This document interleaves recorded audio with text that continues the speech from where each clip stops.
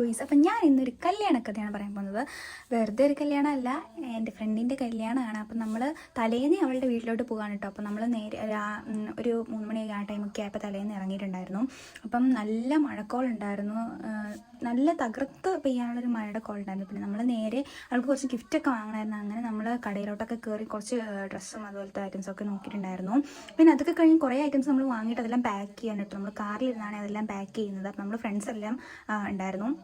അപ്പോൾ പിന്നെ നമ്മൾ അതൊക്കെ പാക്ക് ചെയ്ത് നേരെ അവളുടെ വീട്ടിലോട്ട് വണ്ടി ഇട്ടു. അങ്ങനെ നമ്മൾ അവളുടെ വീട്ടിലെത്തിയിട്ടുണ്ട് കേട്ടോ. അപ്പം വീട്ടിലെത്തി വീടിൻ്റെ ഭാഗമെല്ലാം ഒന്ന് സന്ദർശിച്ചതിന് ശേഷം നമ്മുടെ കല്യാണപ്പെണ്ണ് എത്തിയിട്ടുണ്ട്. ഈ മുഖം കാണിക്കാതിരിക്കുന്നതാണ് നമ്മുടെ കല്യാണപ്പെണ്ണ്.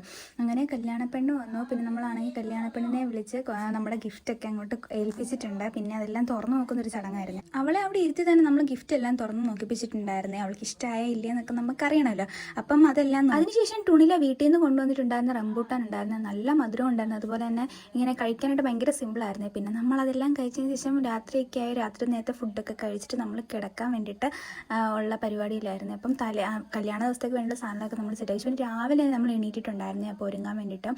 രാവിലെ തന്നെ എണീറ്റ് ഒരുങ്ങുന്ന ഇതാണ് ഈ കാണുന്നത്. പിന്നെ നമ്മൾ നേരെ പെണ്ണിൻ്റെ ഒരുക്കം എന്തായെന്ന് അറിയാൻ വേണ്ടിയിട്ട് ആദ്യം നമ്മുടെ ഒരുക്കമൊന്നും ഒതുങ്ങിയിട്ടാണല്ലോ പെണ്ണിനെ കാണാൻ പറഞ്ഞിട്ട്. അപ്പോൾ നമ്മൾ നമ്മുടെ ഒരുക്കെല്ലാം ഒരുങ്ങിയിട്ട് നമ്മൾ പെണ്ണിനെ ഒരുക്കുന്നത് കാണാൻ പോയിട്ടുണ്ടായിരുന്നേ.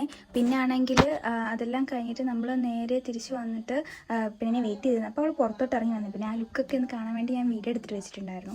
പിന്നെ നമ്മൾ നേരെ ഫോട്ടോഷൂട്ടിനായിട്ടാണ് പോയിരുന്നത്. നമ്മൾ ബ്രൈഡ്സ്മെയ്ഡായിട്ട് ഒരുങ്ങിയിട്ടുണ്ടായിരുന്നു. അപ്പോൾ നേരത്തെ അതിന് വേണ്ടി ഡ്രസ്സ് എടുക്കുന്ന കാര്യമൊക്കെ പറഞ്ഞിട്ടുണ്ടായിരുന്നു. അപ്പോൾ നമ്മൾ നേരെ അതിന് വേണ്ടിയിട്ടാണെങ്കിൽ അങ്ങോട്ട് ഫോട്ടോഷൂട്ടിനുള്ള സ്ഥലത്തോട്ടൊക്കെ പോയിട്ടോ.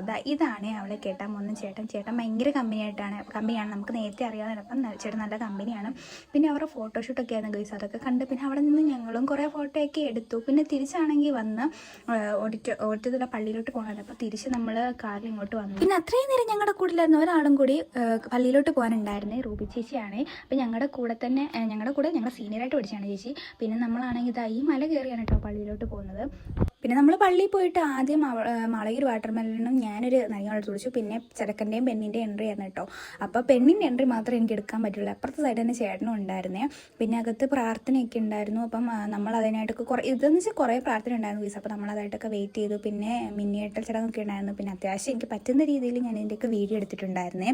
കാരണം വീഡിയോ എടുക്കാൻ നേരം ഫ്രണ്ട് ക്യാമറാമാൻ വന്ന് നിൽക്കുന്നതുകൊണ്ട് എനിക്കൊന്നും എടുക്കാൻ പറ്റുന്നത്. പിന്നെ പറ്റുന്ന പോലെയൊക്കെ ഞാൻ എടുത്ത് വെച്ചു. പിന്നെ ആണെങ്കിൽ വേറെ എന്തൊക്കെയോ പ്രാർത്ഥനകളും ഇതൊക്കെ ഉണ്ടായിരുന്നു. പിന്നെ നേരെ അത് കഴിഞ്ഞ് കഴിക്കാൻ വേണ്ടി നേരെ ഓഡിറ്റോറിയത്തിൽ പോയായിരുന്നു. ഓഡിറ്റോറിയത്തിൽ പോകാൻ ഇറങ്ങിയപ്പോൾ തന്നെ അടിപൊളി മഴ. ഈ കാറിലാണ് പിന്നെ ചേട്ടൻ പോയത്.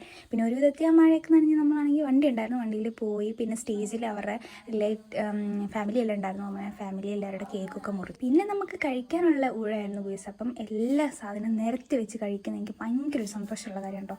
അപ്പോൾ ചോറിൻ്റെ ചുറ്റും എല്ലാ സാധനങ്ങളും നിരത്തി വെച്ചിട്ട് നമ്മൾ കഴിക്കാൻ തുടങ്ങി. പിന്നെ അതൊക്കെ കഴിഞ്ഞിട്ടാണെങ്കിൽ നമ്മൾ തിരിച്ച് വീട്ടിൽ പോകാൻ വേണ്ടിയിട്ട് ഇറങ്ങിയിട്ടുണ്ടായിരുന്നത്. ഇതാണ് ഗീസിൻ്റെ ഡ്രസ്സ്. അപ്പോൾ ഇഷ്ടമായെന്നൊന്ന് പറയണേ. പിന്നെ ആണെങ്കിൽ നമ്മളതൊക്കെ കഴിഞ്ഞ് വണ്ടിയിലൊക്കെ കയറി ഇരുന്നത് മാത്രമേ എനിക്ക് ഓർമ്മയുള്ളൂ കേട്ടോ. ഞാൻ നന്നായിട്ട് ഇറങ്ങി. കാരണം തലേന്ന് താമസിച്ച് ഇറങ്ങി നേരത്തെ എണീറ്റുകൊണ്ട് ഞാൻ നന്നായിട്ട് ഇറങ്ങി. പിന്നെ വീട്ടിലൊക്കെ വന്ന് കുളിച്ച് ഫ്രഷായി റെസ്റ്റ് എടുത്തു. അപ്പോൾ ഇതാണ് കല്യാണ വിശേഷം. Okay, by.